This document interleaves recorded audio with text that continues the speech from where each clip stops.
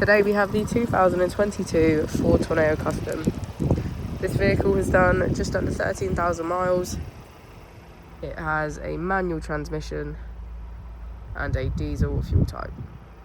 As we step inside, we can see that we have 8 seats in total.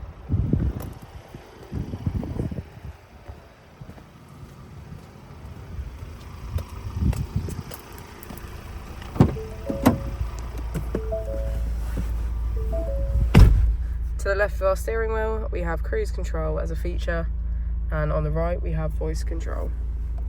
Moving on to our screen, we can access mobile apps, Bluetooth, emergency assistance, Ford Pass Connect, Apple CarPlay, and our driver ID. If we put the vehicle into reverse, we can see that it comes with a parking camera with parking sensors.